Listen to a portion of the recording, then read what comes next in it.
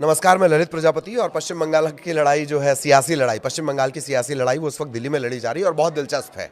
बहुत शब्दों को लेकर जो संग्राम मचा हुआ है उसे ज़रूर आपको सुनना चाहिए। पूरा मामला एसआईआर को लेकर है। 70 से 80 लाख नाम हैं जो आपत्ति में हैं, जो काटे जाने हैं, जिन्हें लेकर ये सारा बवाल मचा हुआ है। ममता बनर्जी सरकार दिग्गज वकीलों की फ़ौज के साथ सुप्रीम कोर्ट पहुंची हुई है। ममता बनर्जी ने खुद कहा कि वो भी कोर्ट के सामने अपने तर्क रखना चाहती हैं। हालांकि वो एक अलग विषय है, कोशिश करेंगे हम आपको समझाएं कि वो एलएलबी हैं लेकिन वो अपना केस नहीं लड़ सकती। बहुत एक्सेप्शनल ऐसा हुआ है आज तक कि किसी को मौका मिला हो। उसका एक अलग कानून है, वो भी हम आपको बताएंगे। लेकिन ताज़ा अपडेट ये है कि ममता बनर्जी खुद सबसे बड़ी अदालत पहुँची हुई हैं और कोर्ट में वो आगे की पंक्ति में बैठी हुई हैं। कोर्ट से अनुमति, सीजेआई से उन्होंने अनुमति मांगी। सीजेआई ने बीच में उन्हें टोका भी। ये पूरा घटनाक्रम रहा, लेकिन कुछ बातें उन्होंने जो रखी वो बहुत दिलचस्प है। शब्दों को लेकर बड़ी ज़बरदस्त बहस चल रही। मैं आपको खुद वो शब्द पढ़ पढ़ कर बताता हूँ कैसे ये चल रहा है। एसआईआर प्रक्रिया पर सुनवाई हो रही है। ममता कोर्ट में मौजूद हैं। खुद पेश होने और बहस करने की उन्होंने इजाज़त मांगी है, लेकिन ये एक्सेप्शनल है। इसको लेकर वक्त रहा तो हम एक अलग वीडियो बनाएंगे कि वो कानून क्या है। 1961 का वो कानून है। तो एसआईआर पर ये बहस चल रही है और इसी के खिलाफ उन्होंने मोर्चा खोल दिया है, इलेक्शन कमीशन के खिलाफ। ममता बहुत आक्रामक तरीके से उन्होंने इलेक्शन कमीशन पर आरोप लगाए हैं, व्हाट्सएप आयोग तक कह दिया है। और ममता बनर्जी की याचिका पर ईसीआई को बाकायदा इलेक्शन कमीशन ऑफ इंडिया को एक नोटिस भी जारी किया गया है।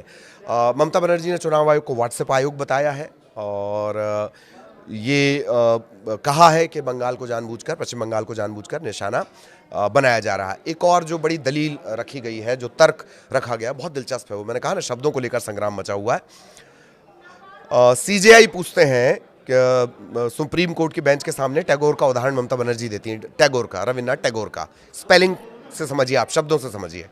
सीजेआई कहते हैं कि सैद्धांतिक रूप से अगर ऐसा हो रहा है कि रॉय, दत्ता, गांगुली आदि के नाम अलग अलग तरह से लिखे जा रहे हैं, तो हम ये भी नहीं जानते कि आजकल टैगोर कैसे लिखा जा रहा है। गुरुदेव रविन्द्रनाथ टैगोर कैसे लिखा जा रहा है। कुछ लोग ही लगाते हैं, कुछ नहीं। ममता बनर्जी क्या कहती हैं? ममता बनर्जी कहती हैं कि अगर आप अनुमति दें तो मैं प्रमुख बंगाली अखबारों में छपी कुछ तस्वीरें दिखा सकती हूं। मिसमैच को मिसमैप किया जा रहा है। मिसमैच को मिसमैप किया जा रहा है। अगर बेटी शादी के बाद ससुराल जाती है, पति का उपनाम इस्तेमाल करती है, उसे मिसमैच दिखाया जा रहा है। एसआईआर हो रहा है। एसआईआर में ये रीजन भरे जाते हैं कि भाई क्या हुआ। तो उन्होंने कहा लड़की का जो नाम था कल तक ये था, आज ये है। Mismatch, data mismatch. मिसमैच बताकर हटाया जा रहा है। काम के लिए लोग पता बदलते हैं, उससे लॉजिकल डिस्क्रेपेंसी बताकर नाम काटे जा रहे हैं। वो ये भी कह रही हैं कि 24 साल बाद इतनी जल्दबाजी क्यों की जा रही है, 4 महीने में काम क्यों किया जा रहा है।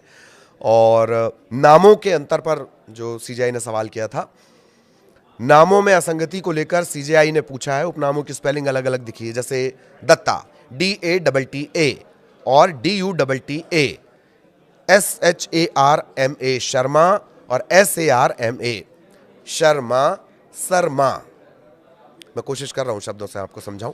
इसको लेकर भी अदालत ने टिप्पणी की, सीजेआई ने पूछा। और मुख्यमंत्री ममता बनर्जी की तरफ से जो श्याम दीवान है, उन्होंने कहा कि यही वो वास्तविक उदाहरण है जिसका सामना मतदाता ज़मीनी स्तर पर कर रहे हैं। ये तमाम चीज़ें हैं सुप्रीम कोर्ट में इस बात को लेकर। और आज की दरअसल बड़ी खबर यही थी। तो नामों को लेकर जो संग्राम मचा हुआ है उसको लेकर जिरह की जा रही है, जवाब दिए जा रहे हैं। ममता बनर्जी को भी वक्त मिला था अपनी बात रखने का। क्या इससे आप बहस समझते हैं, दलील देना समझते हैं? तो ये नहीं है, ये उन्हें अपनी बात कहने का मौका मिला था। हालांकि ये कानूनी मामला है।